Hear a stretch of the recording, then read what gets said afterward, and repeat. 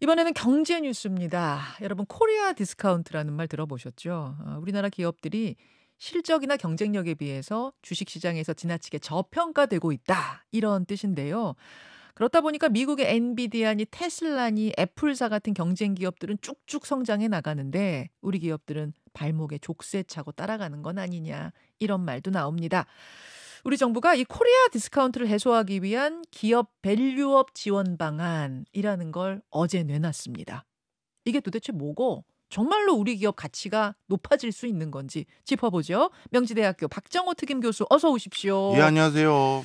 그러니까 정부도 코리아 디스카운트가 있다는 거를 인정한 셈이네요. 네, 맞습니다. 그리고 실제 음, 존재하는 현상인데요.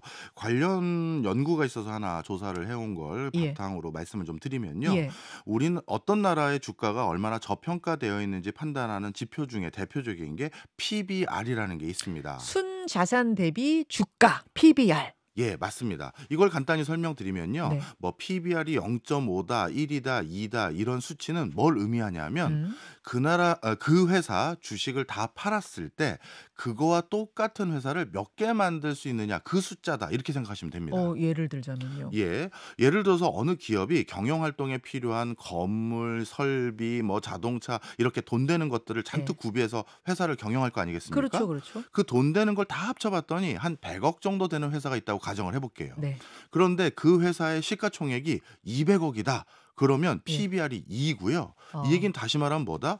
그 회사 주가를 다 팔면 고런 회사 2개는 만들 수 있다. 이런 의미가 되겠죠. 이거 꽤 고평가된 거네, 이 회사는. 그렇습니다. 예. 그런데 이 PBR이 만약에 1도 안 된다는 건 음. 회사에 돈 되는 가치가 있는 건 100억 원 가까이 있는 회사가 시가총액은 50억 원밖에 안 된다. 그럼 PBR이 0.5겠죠. 반토막의 가치밖에 안 쳐준 거네요, 그렇습니다. 주식시장에서. 그건 뭔가 이상한 그쵸, 거잖아요. 그쵸. 그래서 우리나라에 그러면 PBR이라는 게 1도 안 되는 기업이 몇 개나 있느냐를 살펴봤더니 예, 우리나라 코스피에 상장되어 있는 회사의 60%가 예. PBR이 1도 안 되는 거예요.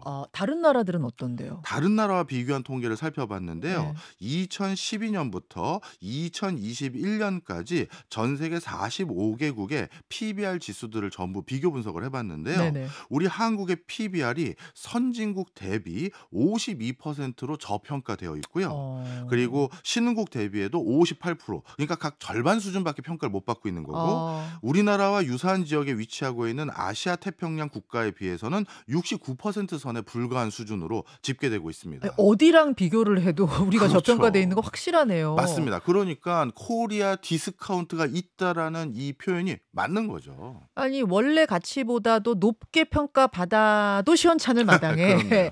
본 가치만큼도 인정을 못 받는 이유는 뭔가? 뭐 분단 국가라서 그래요? 왜 그래요? 뭐 사실 많은 분들이 뭐 분단 국가 때문에 그런 거 아니겠습니까? 이렇게 생각하시는 분들도 계신데요. 네. 이건 사실 전문가들 사이의 연구에서는 그렇게 큰 요인으로 생각되어 있진 않고요. 지정학적 리스크가 큰 요인은 아니에요? 예. 어. 오히려 가장 큰 요인은 예. 뭘 꼽으냐 하면 지배주주의 사익 추구 행위를 꼽고 있습니다. 조금 쉽게 풀어보자면? 쉽게 얘기해서 대주주가 음. 그냥 전반적인 주주의 이익을 실현하기 위해서 회사 경영을 하는 게 아니라 음. 나랑 우리 가족, 아. 내 자식들 이 지배하고 있는 대주주의 이익이 조금 더 많이 실현되도록 회사 경영을 그렇게 하다 보니 누가 그런 회사에 투자하겠느냐 이런 지적입니다. 한 주를 가진 나도 주주고 네. A 기업에 뭐 100만 주를 가진 저 대주주도 주주인데 네. 왜 저 대주주만 저렇게 회사에서 이익을 가져가고 우리 한 주, 두 주 가진 개미들한테는 이익이 안 돌아와? 맞습니다. 뭐 이런 거예요? 예. 바로 그것 때문에 코리아 디스카운트를 우리가 해결하기 위해서 가장 필요한 요소는 상속과 그 기업 승계 과정에 대한 제도적 합리성이라고 부를게요. 음. 무작정 그냥 뭐 불로소득에 해당되는 걸 마음껏 주자라는 건 아니고 음. 그래도 우리가 이런 부분의 합리성을 어느 정도 담보하는 제도 개선이 필요한다라는 게 지적이 많이 되어 있는데요. 네. 그런데 이게 제대로 되지 않으니까 어떻게 됐느냐? 네. 내 자식이 이 회사를 물려받아야 되는데 내 자식은 돈이 없고 그러니 너 회사 차려. 아빠가 일감 몰아주기 해줄게. 계열사에다가 그렇죠. 그리고 그 일감 몰아주기 할 때 아들 계열사가 이득을 더 많이 보도록 음. 비싼 값에 내가 다 사줄게. 아버지가 손해봐, 아버지 회사는. 그렇죠. 예, 예. 그럼 아버지 회사에 투자해 놨던 원래 주주들은 그렇지. 어떻게 되는 거예요? 손해보는 거죠. 그러다 보니까 이런 행태들이 정황적으로 많은 곳에서 목격돼 왔던 것이 한국 시장의 특수성이라는 걸 외국인들도 다 알고 기관 투자자들도 다 아는 거예요.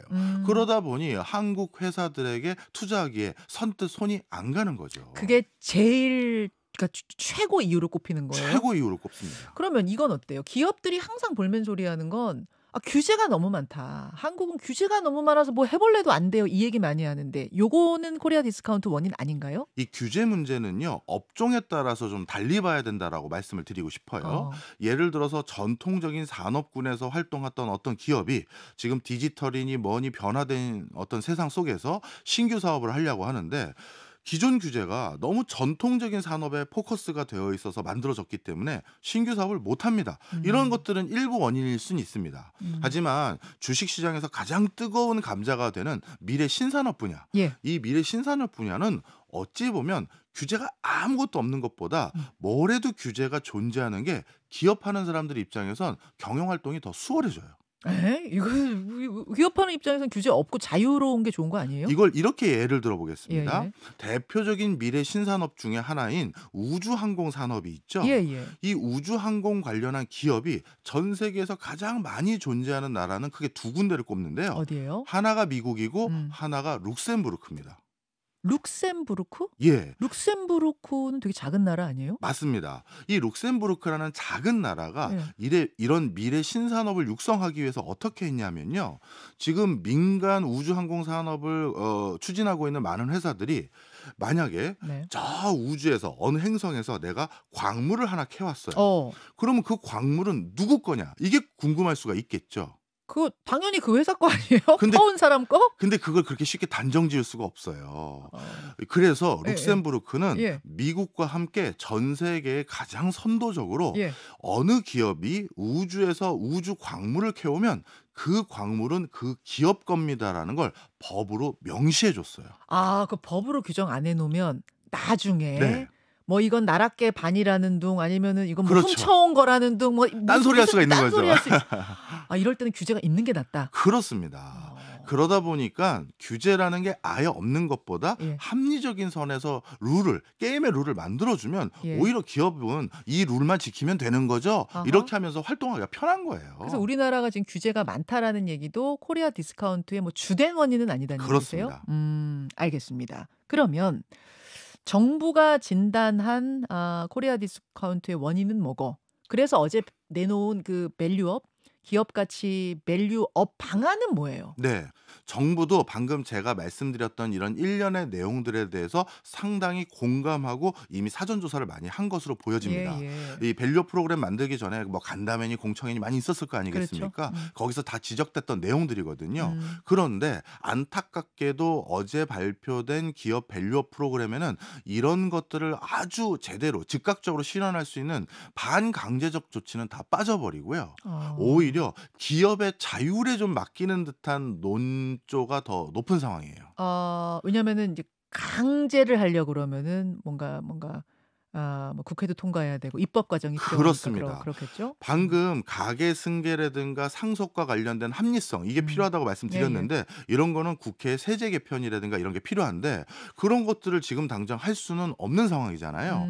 그러다 보니까 지금 당장 밸류 프로그램에 넣을 수 있는 기업의 자율적인 움직임을 조금 더 부양하는 그런 여러 가지 계도책 정도만 들어가 있어요. 예를 들어서 어떤 거 들어가 있어요? 어제? 예를 들어서요. 네. 국가에서 네. 어느 기업이 주주 친화적인 기업인지를 밸류업 지수 같은 걸 만들어서 거기에 이런 기업들이 포함되어 있습니다. 그래서 그 지수를 통해서 그 기업들을 국민들이 알 수 있도록 홍보해 주겠다. 이런 내용이 들어가 있고요. 예를 들어서 A, B, C, D, E 뭐 이렇게 학점을 나눈 다음에 A의 무슨 기업, 뭐 B의 무슨 기업 이 정도. 맞습니다.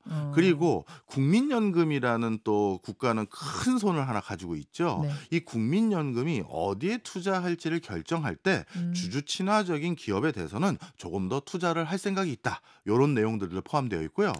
또 세 번째도 아마 지금 법 개선이 어렵기 때문에 나온 자구책인 것 같긴 한데 표창을 주겠다고. 표창.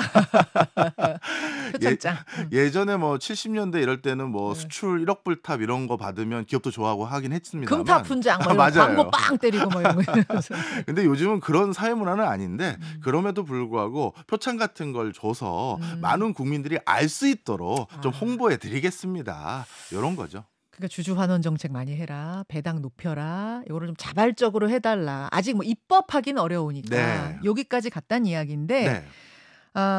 이게 얼마나 자발적이다 보니까 얼마나 현실화될지 모르겠지만 그래도 정부가 기업 가치 제고에 이렇게 관심 가지고 있다는 사실 자체는 이거는 바람직한 거네요. 그렇습니다. 이게 사실 그럴 수밖에 없는 맥락적인 이유가 있는데요. 코로나19 터지기 전에는 예. 우리나라 주식시장에 투자하고 있는 인구가 한 10년 가까이 500만 명으로 정체되어 있었어요. 예. 근데 코로나 터지고 나서 우리나라 주식시장이 급 반등하기 시작하면서 예. 주식 투자하는 인구가 급격히 늘어나서 지금은 1,500만 명 가까이가 주식 계좌를 가지고 있습니다. 3배 늘었어요. 맞습니다. 그러다 보니까 유권자 태반이 주식 투자를 하고 있는 사람이고 또 대부분이 상당히 물린 분들이거든요.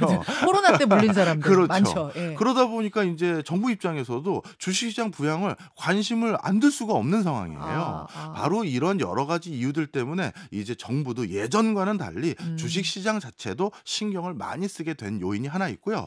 또 한 가지는 최근 바로 밑에 있는 나라인 일본의 주식시장이 사상 최고치를 계속 갱신해 가고 있어요. 일본이 그렇게 주식시장 화랑이에요? 맞습니다. 왜요? 일본이? 니케이 지수가 이렇게 계속 화랑을 보이고 있는 가장 큰 이유가요. 예. 일본 정부가 일본 상장 회사로 하여금 반강제적으로 주식 가치, 주가를 올릴 수 있는 조치를 하도록 정말 적극적으로 반강제적인 조치를 유도하고 있어요. 그러니까 우리가 내놓은 밸류업 방안 같은 걸 거기는 강제성을 띠면서 하고 있군요. 그렇죠. 그랬더니 주식시장이 진짜 올라요? 예, 맞습니다. 그러다 보니까 요즘 우리나라 주식시장에서도 한국 정부는 뭐 하고 있는 거냐. 일본 저렇게 하니까 주가 달라지지 않냐. 아하. 이런 지적들이 많았거든요. 바로 그런 맥락 속에서 밸류업 프로그램을 이렇게 만들 수밖에 없었던 요인도 있는 거죠.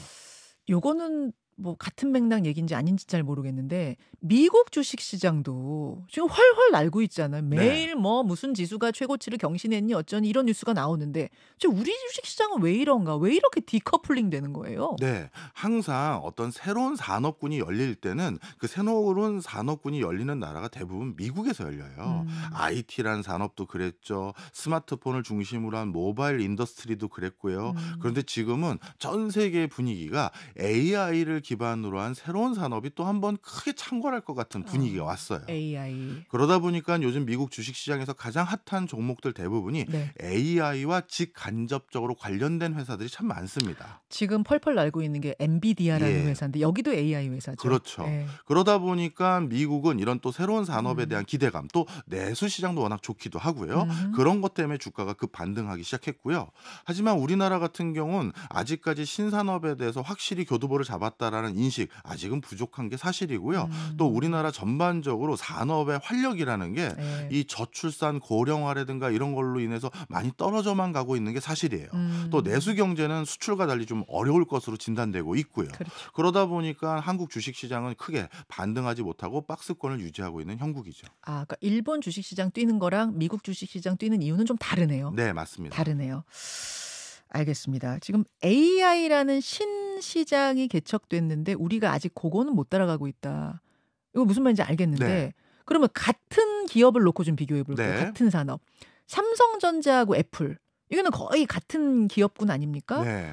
근데 제가 매출액을 들여다보니까 삼성전자 매출액이 애플 매출액보다 많아요. 네. 매출액은 차이가 크더라고요. 아까 제가 지금 보니까 삼성의 매출액이 한 해 260조 원인데 애플은 150조 원. 근데 시가총액은 애플은 3,800조 원, 삼성은 450조 원. 이 차이는 그럼 아까 말씀하신 그 지배구조 문제 뭐 이런 것 때문인 거예요? 그것도 솔직히 있어요. 당연히 있습니다. 예. 그런데 더 근본적인 얘기를 좀 해보고 싶습니다. 만약에요, 우리나라를 대표하는 삼성이라는 회사가 네. 뭐 우리나라를 대표하는 이커머스 회사인 쿠팡 같은 경우는 나스닥에 상장했잖아요. 그렇죠. 우리 증시가 아니라요. 예. 그런데 삼성도 나스닥에 상장을 했다. 예. 우리 증시가 아니라. 그러면 삼성의 시총은 지금보다 훨씬 높았을 거예요. 아, 풀 자체가 다르니까. 그렇죠.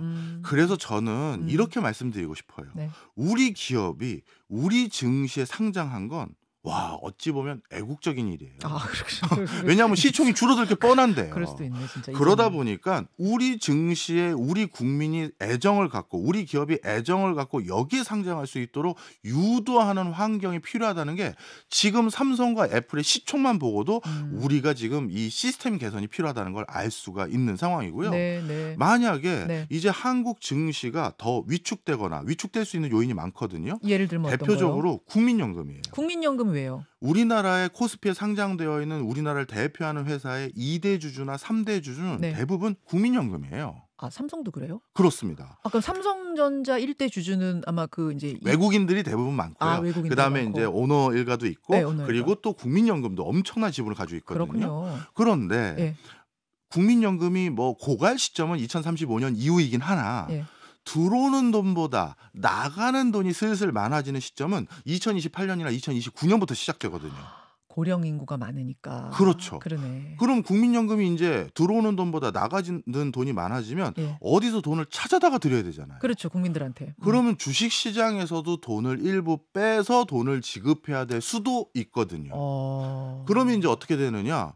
우리나라 주식시장에서 가장 큰 손으로 활동하고 있던 국민연금마저도 예. 돈을 빼버리면 예. 우리 주식시장은 종합주가지수는 어떻게 되겠어요? 하. 그래서 이제는 과거의 관행과 달리 우리나라 주식시장을 어느 국가보다도 건전하고 합리적으로 작동하게 만들지 않으면 우리 기업들은 우리 주식시장에 상장해서 자금 조달하기도 어려워지고 점점 외국에 상장할까 한국 주식시장은 기피하게 돼버리고 그럴 수도 있겠네. 그러면 기업이 자금 활동을 국내에서 모집할 수 있는 이런 선순환 구조가 완전히 깨져버려요. 하. 그러니까 개미들 이익만이 보십시오란 의미에서의 이 주식시장 붐업이 아니라 그럼요. 예, 그거는 뭐 두 번째 문제고 일단 기업들이 거기서 자금을 받아다 그걸로 투자를 해야 하는데 그렇죠. 지금 이 자체가 쪼그라들기 시작하면 아까 말씀하신 국민연금이 돈 빼가는 시기까지 돼버리면 이거는 상당히 문제가 된다. 그럼요. 미리미리 밸류업, 붐업 정책을 이제 시작했다는 이야기입니다.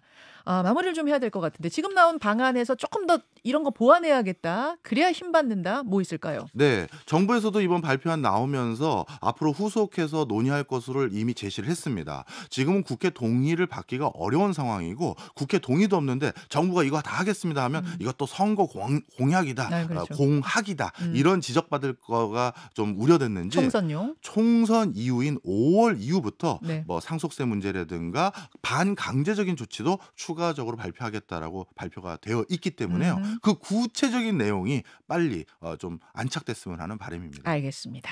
밸류업 정책이란 게 도대체 왜 나온 건지 내용은 먼저 한번 짚어봤습니다. 아, 박정호 교수님 고맙습니다. 고맙습니다.